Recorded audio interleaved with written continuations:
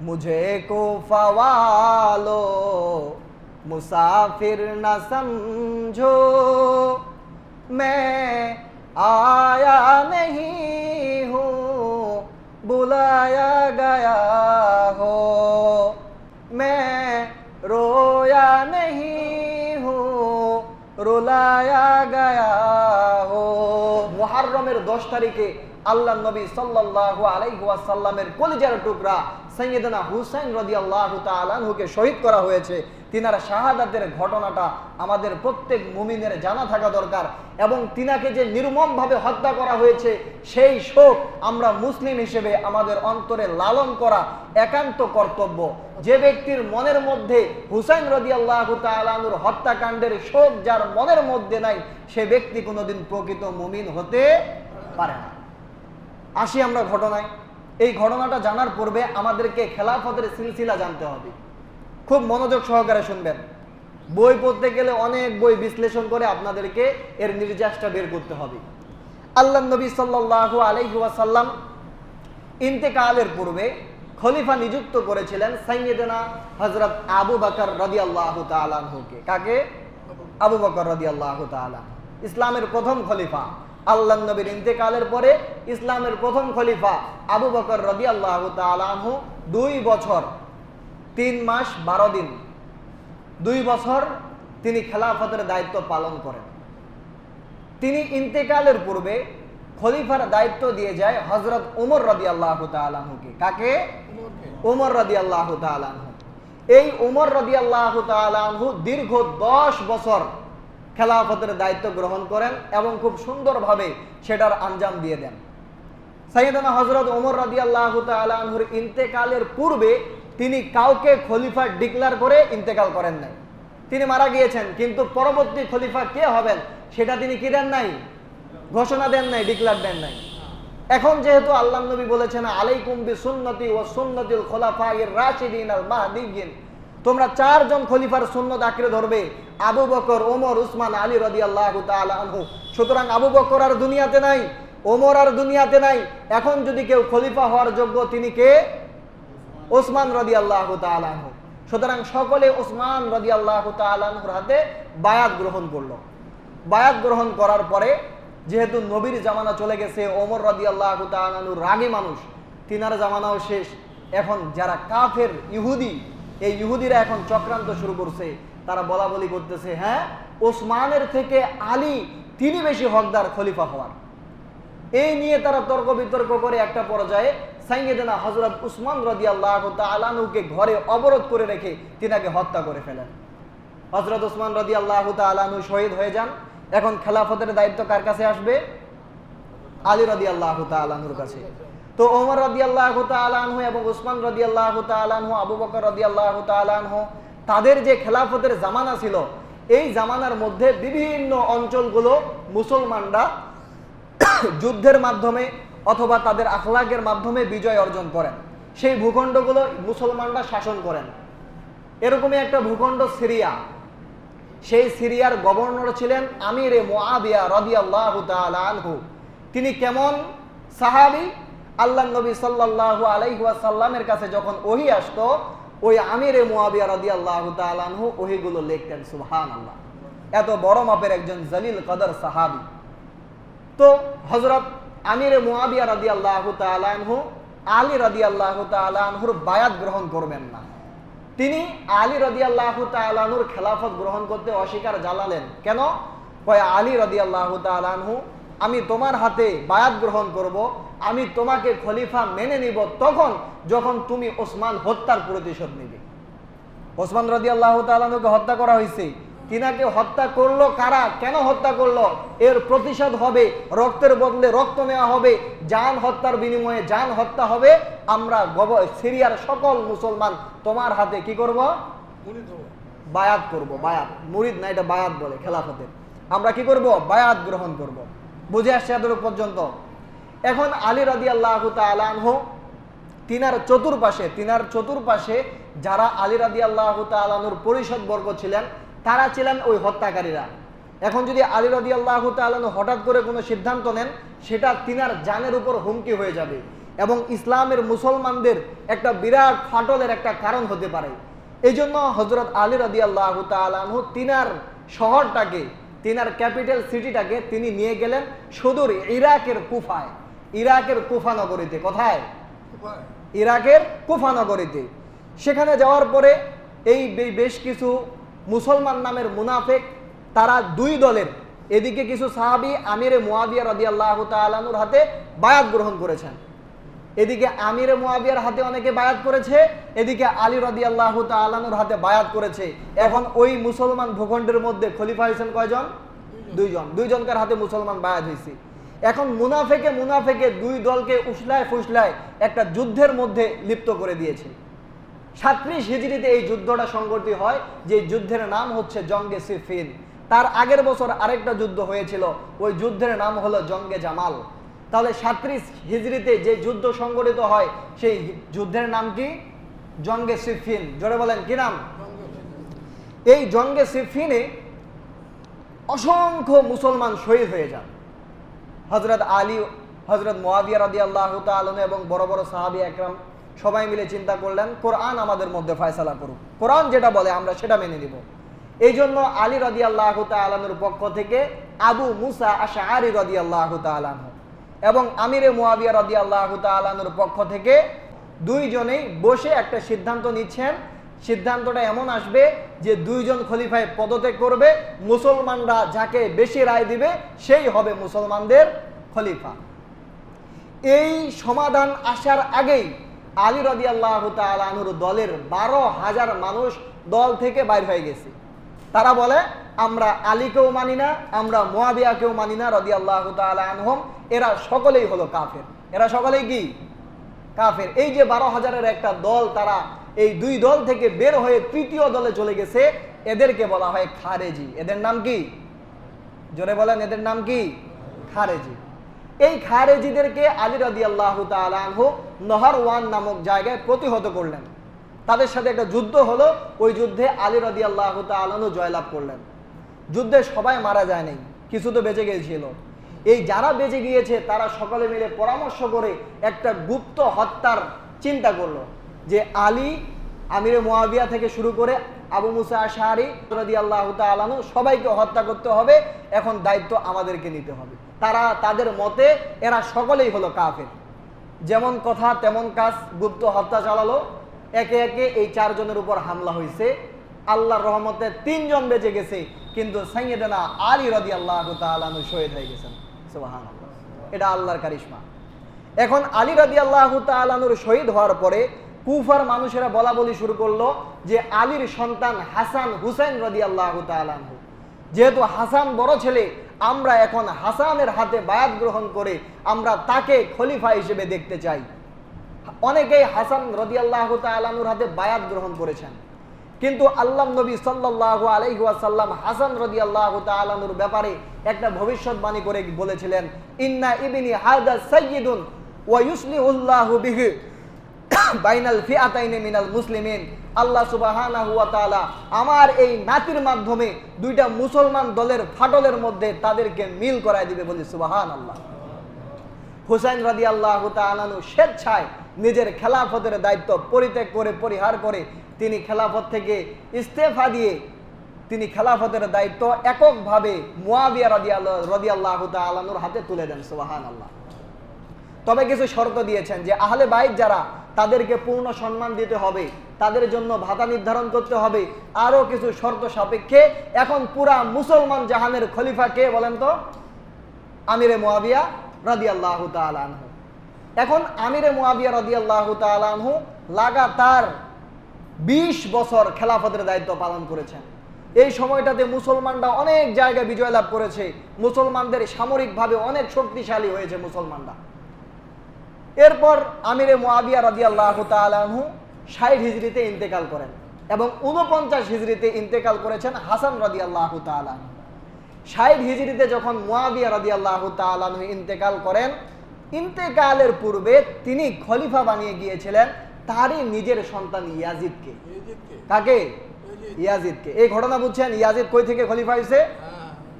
নবী সাল্লাল্লাহু আলাইহি ওয়াসাল্লাম থেকে শুরু করে ইয়াজিদ পর্যন্ত কিভাবে আসলো, ইতিহাস বুঝছেন এখন? এই ইয়াজিদকে যখন খলিফা নিযুক্ত করা হলো, মদিনায় তখন অসংখ্য বড় বড় সাহাবী, আব্দুল্লাহ ইবনে আব্বাস, আব্দুল্লাহ ইবনে জুবাইর, আব্দুল্লাহ ইবনে ওমর রাদিয়াল্লাহু তাআলা আনহু সহ আরো অসংখ্য কুবারে সাহাবী তারা এখনো বিদ্যমান। এত বড় বড় সাহাবী থাকতে কোথাকার একটা ছোট নাবালেগ বাচ্চা, ছোট্ট একটা বাচ্চা, আবার তার মধ্যে কিছু দোষ ত্রুটি আগে থেকেই ছিল। অনেকেই বর্ণনা করে সে মদ পান করত। এমন অনেক দোষ ত্রুটি আছে, সাহাবা একরাম কি এটা মেনে নিবে? এটা সাহাবা একরাম মানতে নারাজ যে না, এখন যারা বড় বড় সাহাবী আছে সকলের ঐক্যমতে আমরা একজন বড় সাহাবীকে তাকে আমরা খলিফা নিযুক্ত করব, আমরা ইয়াজিদের খলিফা আমরা মেনে নিব না। পরে ইয়াজিদ কি করলো? 10,000 সৈন্য নিয়ে, 10,000 সৈন্য সহ তিনি মদিনায় একটা দূত পাঠাইলো সবাইকে বোঝানোর জন্য, মদিনার সবাইকে বোঝাও আমার খলিফার জন্য সবাই কি করে মেনে নেয়। ও মদিনার সবাইকে বোঝালো, আব্দুল্লাহ ইবনে ওমর, আব্দুল্লাহ ইবনে আব্বাস রাদিয়াল্লাহু তাআলা আনহু সহ অসংখ্য সাহাবী তার খেলাফতটা মেনে নিল। কিন্তু একক আব্দুল্লাহ ইবনে জুবাইর রাদিয়াল্লাহু তাআলা আনহু তিনি ইয়াজিদের খেলাফত মানবেন না। তিনার কথা একটা, ইয়াজিদের খেলাফত কেন মানবো, সে তো খলিফা হওয়ার যোগ্য না, আসলেও তিনি যোগ্য না। এদিকে কুফা নগরী থেকে অসংখ্য মানুষ সাইয়েদনা হযরত হুসাইন রাদিয়াল্লাহু তাআলা আনহুর কাছে চিঠি পাঠাতে শুরু করলো যে হুসাইন আপনি আমাদের কুফা নগরীতে চলে আসেন, আমরা আপনার হাতে বায়াত গ্রহণ করে আপনাকে আমরা খলিফা নিযুক্ত করব। একটা নয়, দুইটা নয়, হাজার হাজার চিঠি প্রেরণ করেছে। এবার সাইয়েদনা হযরত হুসাইন রাদিয়াল্লাহু তাআলা আনহু প্রায় 80 জন আহলে বাইত সহ, আহলে বাইত তাদেরকে বলা হয় যারা নবীর পরিবারের অন্তর্ভুক্ত, যারা নবীর পরিবারের অন্তর্ভুক্ত। ওই কাফেলার মধ্যে হযরত হুসাইন রাদিয়াল্লাহু তাআলা আনহু ছিল, তার সন্তান ছিল, তার স্ত্রী ছিল, আহলে বাইতের প্রায় আরো 80 জন ছিল। এই সকলে মিলে তখন কুফা নগরীতে রওনা দিয়েছি। ফুরাত নদীর পাশ দিয়ে কারবালা প্রান্তর, ওই কারবালার প্রান্তর দিয়ে যখন তিনারা কুফা নগরীতে যাবেন, কারবালার প্রান্তরে ইয়াজিদের বাহিনী ইবনে জিয়াদ তখন ছিল কুফার গভর্নর। এই কুফার গভর্নর ইবনে জিয়াদ 4000 সৈন্য নিয়ে কারবালার প্রান্তরে সাইয়েদনা হুসাইন রাদিয়াল্লাহু তাআলা আনহুর কাফেলাকে চতুর্দিক থেকে ঘিরে নেয়। তখন সাইয়েদনা হুসাইন রাদিয়াল্লাহু তাআলা আনহু বলেন, মুঝে কুফা ওয়ালো মুসাফির না সমঝো, मैं आया नहीं हूँ बुलाया गया हो, मैं रोया नहीं हूँ रुलाया गया हो। সাইয়েদনা হযরত হুসাইন রাদিয়াল্লাহু তাআলা আনহু তাদেরকে 3টা শর্ত দিলেন। তিনি জিয়াদকে বললেন, ও আপনি জিয়াদ, আমি তোমাকে 3টা শর্ত দিই, এই 3টার মধ্যে যে কোনো আমার জন্য একটা ছাড় দাও। হয়তো আমাকে ইয়াজিদের সাথে সাক্ষাৎ করাও, আমি সরাসরি ইয়াজিদের সাথে সাক্ষাৎ করব। যদি ইয়াজিদের সাথে সাক্ষাৎ না করো, আমাকে তুমি মদিনায় প্রেরণ করে দাও, আমি মদিনায় চলে যাব, আমি আর কুফা নগরীতে যাব না। অথবা তোমার জন্য আরেকটা, আমি তোমার কাছে আরেকটা অবকাশ চাই, আমাকে দূরে কোনো বর্ডার এলাকায় পাঠিয়ে দাও, আমি সেখানে গিয়ে কাফেরদের বিরুদ্ধে যুদ্ধ করব। কিন্তু আপনি জিয়াদ তার কোনো কথা না শুনে 4000 সৈন্য একত্রে সাইয়েদনা হযরত হুসাইন রাদিয়াল্লাহু তাআলা আনহু সহ আহলে বাইতের সবাইকে একেবারে কেটে কেটে টুকরো টুকরো করে দিয়েছেন। আল্লাহু আকবার। সবাইকে যখন কেটে কেটে টুকরো করে দিয়েছেন, তাদের মধ্যে একজন বেঁচে ছিল যার নাম হলো জয়নুল আবেদিন। জিয়াদ হুসাইন রাদিয়াল্লাহু তাআলা আনহুর মাথা মোবারক কেটে দিয়েছেন। কেটে ওই যে বর্ষার মধ্যে, বর্ষার আগায় মাথাটা নিয়ে চলে গিয়েছেন ইয়াজিদের দরবারে, যা ইয়াজিদের দরবারে মাথাটা ফেলে দিয়েছেন। ইয়াজিদ দেখে আটকে উঠেছে, হ্যাঁ আমি তো তোমাকে এমনটা করতে বলি নাই, আমি অর্ডার দিয়েছিলাম সবাইকে একত্র করে আমার কাছে নিয়ে আসো। এখন এই জায়গায় ইয়াজিদকে নিয়ে অনেক প্রশ্ন। অনেকে বলেন ইয়াজিদ নিষ্পাপ, অনেকে বলেন ইয়াজিদ কাফির, অনেকে বলেন ইয়াজিদ ফাসিক। 3টা মত পাওয়া যায় ইয়াজিদের ব্যাপারে। এখন যেই কথাগুলো আসবে, এই কথাগুলো শুনে আপনারাই বিবেককে প্রশ্ন করে উত্তর দিবে আপনাদের বিবেক যে ইয়াজিদ কি আসলে একজন ভালো মানুষ, নাকি সে কাফের, নাকি ফাসিক।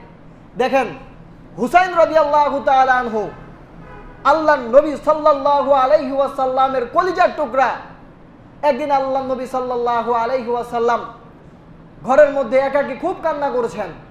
সাইয়েদনা আলী রাদিয়াল্লাহু তাআলা আনহু প্রবেশ করে বলেন, ইয়া রাসূলুল্লাহ, কি হয়েছে আপনার, কেন কান্না করছেন আপনি? নবী সাল্লাল্লাহু আলাইহি ওয়াসাল্লাম যখন কান্না করেন, আলী রাদিয়াল্লাহু তাআলা আনহু প্রবেশ করে বলেন, ইয়া রাসূলুল্লাহ, আপনি কেন কান্না করছেন, কি হয়েছে আপনার?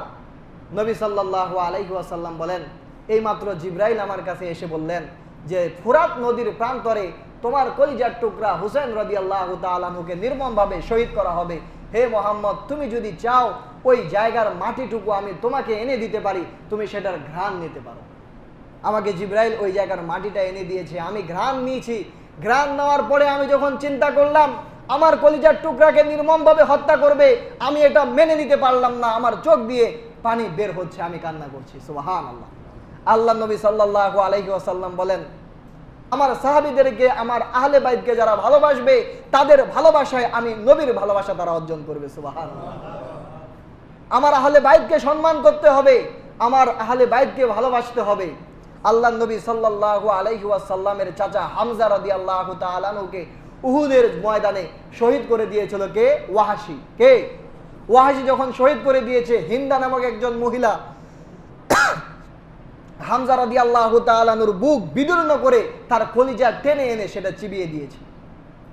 যখন ওয়াহাশী ইসলাম ধর্ম কবুল করেন, আল্লাহ নবী তার তওবা কবুল করে তাকে নিজের দলে ভিড়িয়ে নিয়েছেন, সাথে সাথে বলে দিয়েছেন, ওয়াহাশী, তুমি আমার সামনে আসিও না। তুমি যখন আমার সামনে আসবা, আমার চাচাকে হত্যা করেছো এই কথা আমার মনে আসবে, আমি নবীর অন্তর থেকে অজানা একটা ক্ষোভ তোমার উপর যাবে, এতে তোমার ক্ষতি হবে, কারণ তুমি আমার আহলে বাইতকে আঘাত করেছো।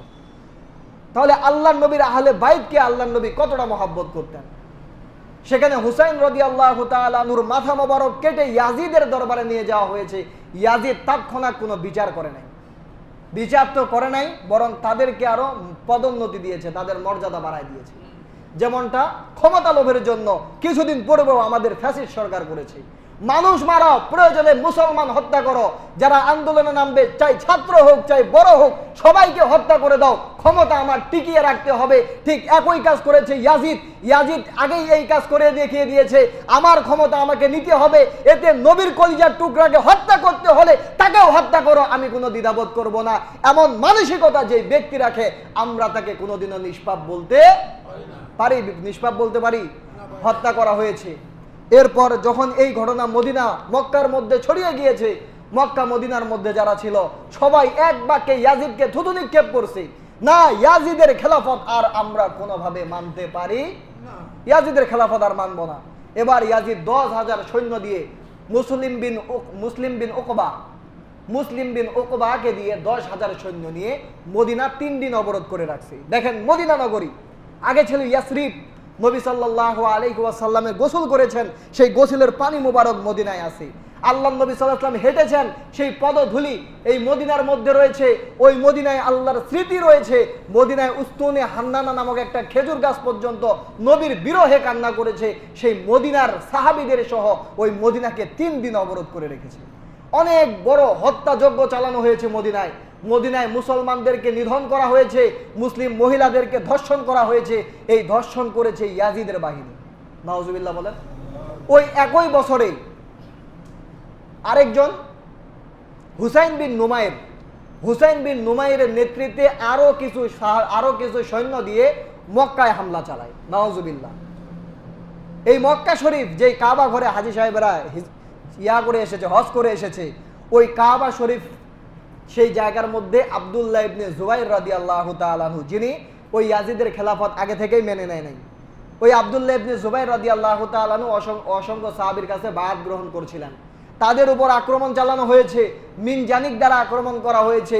এমনকি কাবা ঘরের দেওয়াল পর্যন্ত মিনজানিকের আক্রমণ থেকে আর হেফাজত থাকতে পারে নাই, কাবার দেওয়াল পর্যন্ত ভেঙে গেছে। তাহলে এই যে ইয়াজিদ এই তাণ্ডবগুলো চালালো, সে যদি আসলে হুসাইন রাদিয়াল্লাহু তাআলা আনহুর হত্যা করার পরে তিনি যদি ব্যথিত হইতেন, তিনি কি মক্কা মদিনায় হামলা করতে পারতেন? না। মক্কায় যে হামলা করা হয়েছে ওই যুদ্ধের নাম হলো হাররার যুদ্ধ। কিসের যুদ্ধ? হাররার যুদ্ধ।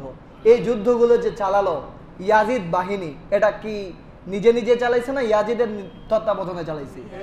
তাহলে যে ইয়াজিদ হুসাইন রাদিয়াল্লাহু তাআলা আনহুকে শহীদ করার পরে সে আবার মক্কার মধ্যে মুসলমান সাহাবীদেরকে হত্যা করতে পারে, বড় বড় সাহাবীদেরকে হত্যা করতে পারে, আল্লাহর ঘর খানায় কাবার মধ্যে আঘাত করতে পারে, আমরা তাকে পাক্কা মুসলমান জীবনে বলতে পারি না।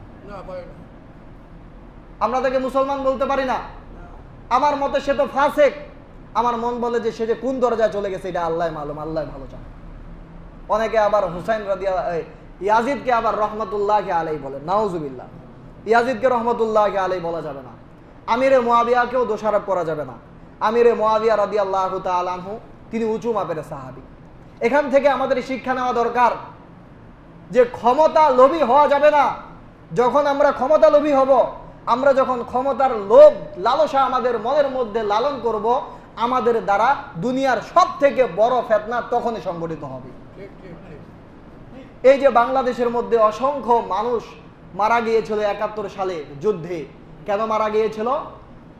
পশ্চিম পাকিস্তান চেয়েছে আমাদের পূর্ব পাকিস্তানকে তাদের সাথে করে নিতে, তাই না? যে আমরা বাংলাদেশ স্বাধীন করব। তারা যদি এই বাংলাদেশের উপর লোভ না করত তাহলে কি যুদ্ধ হইতো? এই যুদ্ধে কি ৩০,০০০ এই বাংলার বাঙালি শহীদ হইতো? হইতো না। যখন ছাত্ররা সবাই মিলে এক দফা করলো, এক দফা এক দাবি, শেখ হাসিনাকে পদত্যাগ করতে হবে, তখন যদি হাসিনা পদত্যাগ করতো তাহলে এত ছাত্র মারা যাইতো, এত কিছু ঘটে যাইত?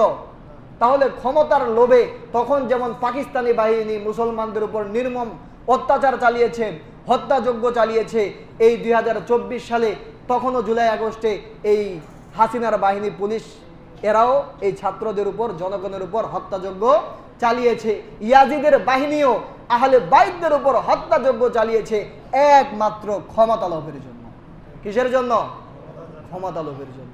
এখান থেকে আমাদের শিক্ষা নিতে হবে, দুনিয়াতে যা কিছু হয়ে যাক ক্ষমতার লোভ করা যাবে না, সম্পদের লোভ লালসা অন্তরের মধ্যে রাখা যাবে না। এটা আমাদের শিক্ষণীয় বিষয়।